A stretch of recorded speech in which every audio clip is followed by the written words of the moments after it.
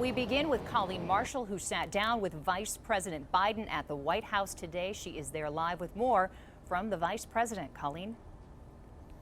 All right, thank you, Ellie. Well, you know, the Vice President and the White House were very honest today about why a select group of reporters were invited to come and sit down with the Vice President for one-on-one interviews. I was there from Ohio because it's a key political state, and it is now considering legislation that would keep people convicted of domestic violence from getting a gun.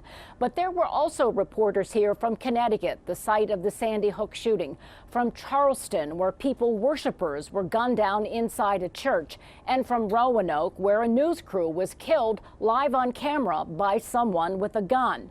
Vice President Biden says he wants everyone to know that this is not about taking away your Second Amendment rights.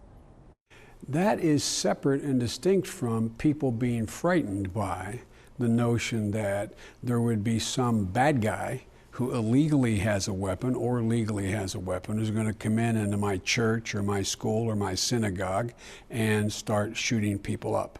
I think they're two different issues. The White House claims 90% of Americans favor reasonable background checks and licensing requirements for people who are in the business of selling guns. And we have a record number of people applying for concealed carry licenses, record number of guns being sold. Are Americans clamoring for more restrictions on gun sales? I think Americans are clamoring for something that's common sense. I don't know any American who says a two-time convicted felon who's out of jail now should be able to go buy a gun.